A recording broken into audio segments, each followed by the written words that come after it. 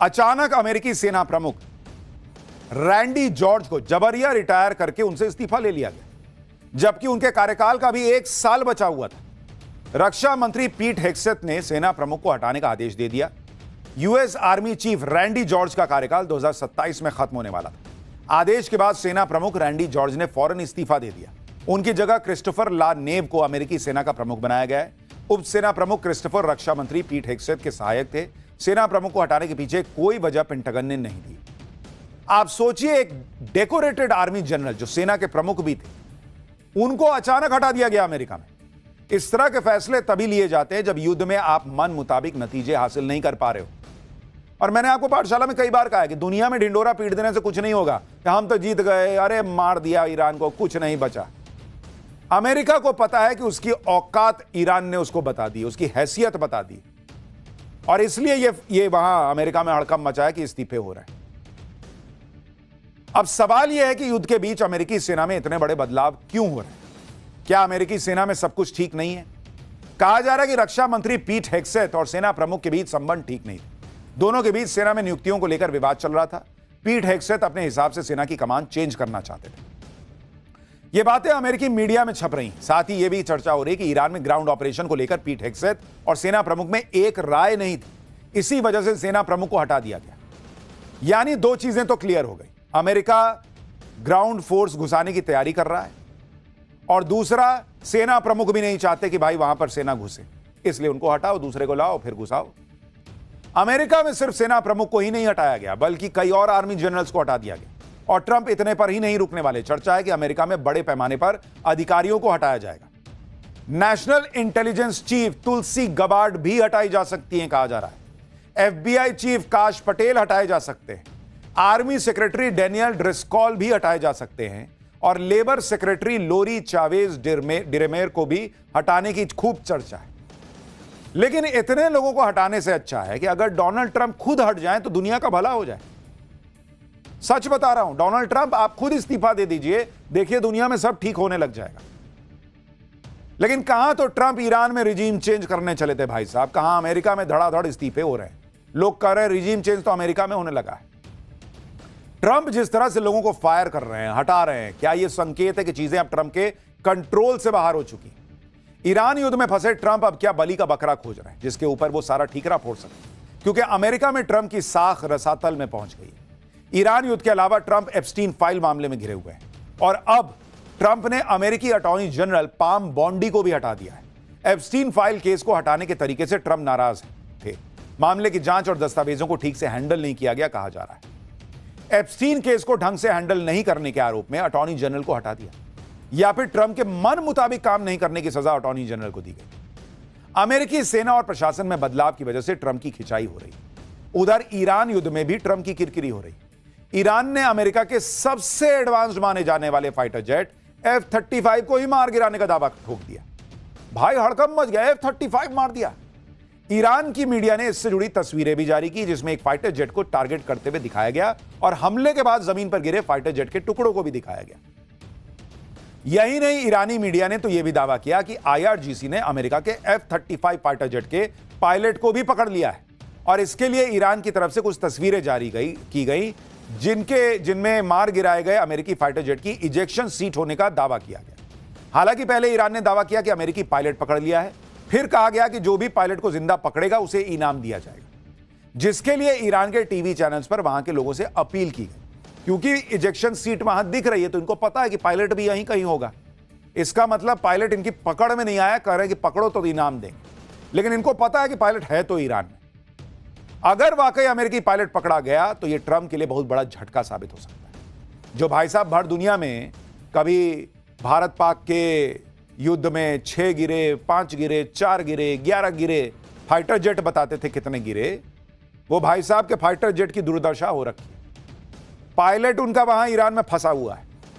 Iran में अमेरिकी jet का गिराया जाना और उसके पायलट का ईरान में होना, यह इस वक्त दुनिया की सबसे बड़ी खबर है, और इसी पर लोग बात कर रहे हैं। क्योंकि अब अमेरिकी सेना ने ईरान में घुसकर फाइटर जेट के पायलट को बचाने के लिए रेस्क्यू ऑपरेशन शुरू कर दिया है।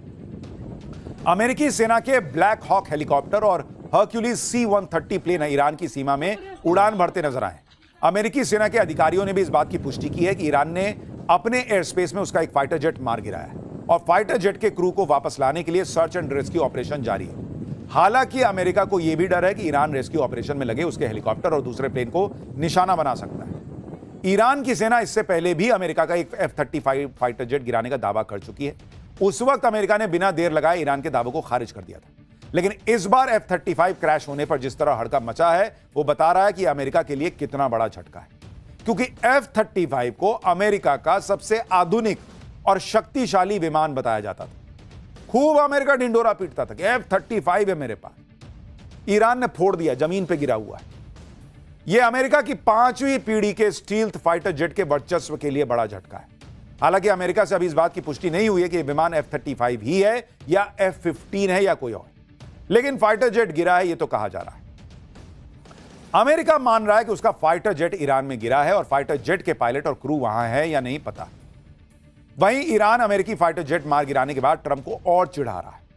कहा जा रहा है कि अमेरिकी फाइटर जेट को हॉर्मूज के पास केशम आइलैंड में मार गिराया गया है, यानी अब युद्ध की आंच हॉर्मूज तक पहुंच गई है। अमेरिका ने स्ट्रेट ऑफ हॉर्मूज में केशम आइलैंड पर हमला किया।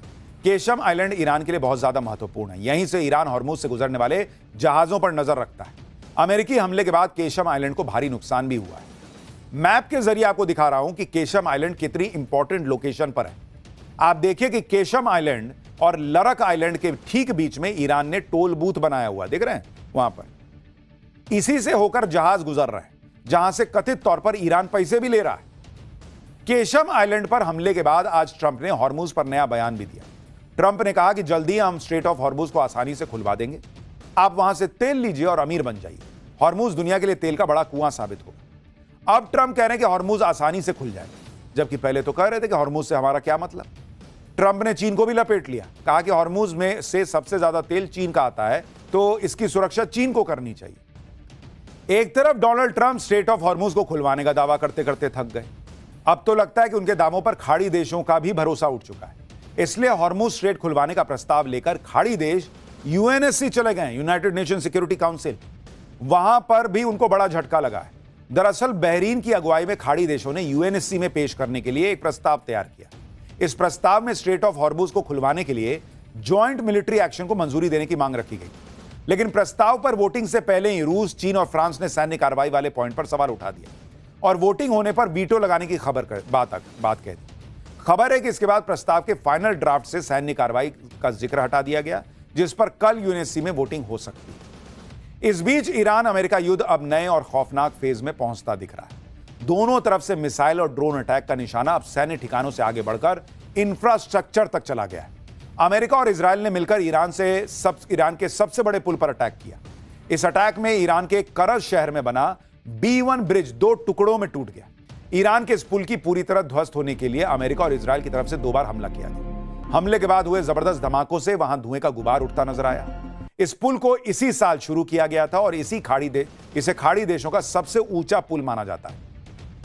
136 मीटर ऊंचा यह पुल करीब 1 किलोमीटर लंबा है, जिसे ईरान के सबसे बेहतरीन मॉडर्न इंफ्रास्ट्रक्चर प्रोजेक्ट्स में से एक माना जाता है। इस पुल को बनाने में करीब 3800 करोड़ रुपए खर्च हुए थे। इसे ईरान की राजधानी तेहरान और करज के बीच भीड़ कम करने और देश के उत्तरी इलाकों से कनेक्टिविटी बेहतर बनाने के लिए बनाया गया था। अमेरिका के हमले के बाद ईरान का यह पुल कैसे बीच से टूट चुका है, आप तस्वीरें देखिए। ट्रंप ने अपने सोशल मीडिया अकाउंट पर ईरान का पुल गिराए जाने का वीडियो भी शेयर किया। इसके साथ ही ट्रंप ने ईरान को एक और भयंकर तबाही से बचने के लिए वार्निंग दे दी। ट्रंप ने लिखा कि ईरान का सबसे बड़ा पुल ढह गया है, अब इसका दोबारा इस्तेमाल नहीं हो पाएगा। अभी और भी बहुत कुछ होना बाकी है। अब वक्त आ गया है कि ईरान कोई डील कर ले, इससे पहले कि बहुत देर हो जाए और उस देश का कुछ भी ना बचे जो अभी भी एक महान देश बन सकता है। क्यों भाई, तुम तो कह रहे थे ईरान हमसे डील कर रहा है, मेरी बात चल रही है, मेरी डील हो रही है, अब कह रहे हैं कि डील कर लो नहीं तो कुछ नहीं बचेगा। एक और मैसेज में ट्रंप ने लिखा कि उनकी सेना, जो अब तक दुनिया की सबसे बड़ी और सबसे ताकतवर सेना है, उसने ईरान में जो कुछ बचा है उसे खत्म करना अभी शुरू नहीं किया है। अब पुल निशाना बनेंगे, फिर इलेक्ट्रिक पावर प्लांट बनेंगे, फिर ईरान की नई सरकार की लीडरशिप जानती है क्या करना और करना ही है, वो बहुत ही जल्द है करना होगा। ट्रंप युद्ध शुरू करने के बाद से हर दिन ईरान को एक धमकी दे देते हैं, लेकिन इस बार भी ट्रंप की धमकी का ईरान पर कोई असर होता नहीं दिख रहा। उल्टे अमेरिकी एयर स्ट्राइक में अपना सबसे बड़ा पुल गिराए जाने से ईरान और भड़क गया। ईरान ने ईंट का जवाब पत्थर से लेने का ऐलान कर दिया। ईरानी मीडिया के मुताबिक IRGC ने खाड़ी देशों के अहम और मशहूर पुलों की एक लिस्ट जारी कर दी। जिन्हें जल्दी ही निशाना बनाया जा सकता है। ईरान की हिट लिस्ट में कुवैत में शेख जाबेर अल अहमद अल सबा समुद्री पुल, सऊदी अरब को बहरीन से जोड़ने वाला किंग फहद काजवे पुल, संयुक्त अरब अमीरात में शेख जायद पुल और शेख खलीफा पुल, जॉर्डन में किंग हुसैन पुल, दामिया पुल और अब्दौन पुल के नाम शामिल हैं। यानी ईरान कह रहा है कि तुम मारो, मैं तुम्हारे दोस्त मार दूंगा, तुम मेरे पुल तोड़ो, मैं खाड़ी देशों के पुल तोड़ दूंगा, मैं मरूंगा लेकिन तुम्हारे खाड़ी देश के दोस्तों को मार के जाऊंगा। डोनाल्ड ट्रंप की सनक के चक्कर में खाड़ी देश बर्बाद हो रहा है, पूरी दुनिया में महंगाई का असर हो रहा है। यह आदमी की सनक ही खत्म नहीं होती बॉस, रोज उठ के नया नाटक, रोज उठ के नया नाटक। एक तरफ ईरान की सेना ने खाड़ी देशों के बड़े और अहम पुलों की हिटलिस्ट जारी की, वहीं ईरान के विदेश मंत्री अरागची ने भी दो टूक कह दिया कि ईरान किसी हाल में सरेंडर नहीं करेगा। उन्होंने पुल पर हुए हमले को अमेरिका के नैतिक पतन की शुरुआत बताते हुए ट्वीट किया कि अधूरे ब्रिज समेत दूसरे सिविलियन स्ट्रक्चर्स पर हमले ईरान को सरेंडर के लिए मजबूर नहीं कर पाएंगे। यह सिर्फ दुश्मन की हार उसके नैतिक पतन को दिखाता है। हर पुल और इमारत को और मजबूती से बना लिया जाएगा जिसकी भरपाई कभी नहीं हो पाएगी, वो अमेरिकी साख को हुआ नुकसान है। यानी ईरान कह रहा है कि हम तो पुल बना लेंगे, हम बिल्डिंग बना लेंगे, लेकिन तुम्हारी जो इज्जत की धज्जियां उड़ा दी अमेरिका की, वो कैसे रिपेयर करोगे? तुम्हारे जो इज्जत के तार तार कर दिए उसको क्या सिलोगे बैठ के डोनाल्ड ट्रंप? अमेरिकी सुपर पावर स्टेटस को ईरान ने ऐसा डेंट दिया है बॉस, जिससे अमेरिका शायद ही कभी रिकवर कर पाए। ट्रंप बड़ी बड़ी बातें कर रहे हैं, ईरान ट्रंप की धमकी का जवाब मिसाइलों से दे रहा है। आप देखिए कि इजराइल के पेटा टिकवा शहर पर ईरान ने बैलिस्टिक मिसाइल से हमला कर दिया। ईरान की मिसाइल भयंकर तेजी से गिरी, जोरदार धमाका हुआ और सब कुछ हिल गया। ईरान ने इजराइल पर मिसाइल से हमला किया, जिसे रोकने के लिए इजराइल के 12 इंटरसेप्टर लॉन्च हुए, लेकिन इजरायली इंटरसेप्टर ईरान की मिसाइल नहीं रोक पाए और ईरान की मिसाइल जोरदार धमाके के साथ नीचे गिरी। ईरान क्लस्टर मिसाइल से भी इजराइल पर हमला कर रहा है। इसमें टारगेट पर पहुंचने से पहले मिसाइल से दर्जनों एक्सप्लोजिव अलग अलग निकलते हैं और टारगेट को तबाह कर देते हैं। ईरान ने इजराइल के हाइफा शहर पर भी जोरदार हमला किया। ईरान की मिसाइलों के हमले से हाइफा सिटी में भयंकर तबाही मची है, गाड़ियों में आग लग गई है, जगह जगह धुएं का गुबार दिख रहा है। ईरान की सेना ने हाइफा को टारगेट करते हुए मिसाइल लॉन्च करने के वीडियो जारी किए। ईरान धड़ाधड़ हमले कर रहा है, मिसाइल ड्रोन दाग रहा है, जबकि ट्रंप के मुताबिक तो ईरान की मिलिट्री पावर खत्म हो चुकी थी, तो वो कहां से मार रहा है? ईरान की मिलिट्री पावर को लेकर ट्रंप ने मनमर्जी के दावे किए जो सच नहीं निकले। अब अमेरिकी मीडिया हाउस इसकी सच्चाई बता रहे हैं। सीएनएन की रिपोर्ट के मुताबिक अमेरिकी एजेंसीज का मानना है कि अभी भी ईरान के आधे मिसाइल लॉन्चर सुरक्षित हैं। ईरान के पास हजारों ड्रोन हैं, जिनमें से 50% अभी भी इस्तेमाल के लिए तैयार है, जबकि पीट हेग्सेथ ने कहा था कि ईरान के मिसाइल और ड्रोन लगभग 90% कम हो गए। यानी ट्रंप और अमेरिका के रक्षा मंत्री अपनी पब्लिक को जीत का चूरन चटा रहे हैं। कुछ हुआ नहीं बॉस, ये कुछ नहीं जीते हैं। ये लोग बड़ा चढ़ा के डींगे मार रहे हैं, जिससे पब्लिक में ये इमेज बनी रहे कि अमेरिका कुछ कर रहा है और ईरान की सारी क्षमता को खत्म कर दिया है। लेकिन ट्रंप की दिक्कत यह है कि हर दिन युद्ध में उनके दावे ध्वस्त हो जाते हैं, क्योंकि पूरी दुनिया देख रही है कि ईरान कैसे मिसाइलें मार रहा है। ईरान ने खाड़ी देशों में अमेरिकी ठिकानों पर जोरदार हमला किया। बहरीन, यूएई, कुवैत और सऊदी अरब में अमेरिकी बेस पर ईरान ने निशाना साधा। हालांकि अमेरिका और इजराइल ने भी ईरान में जमकर तबाही मचाई।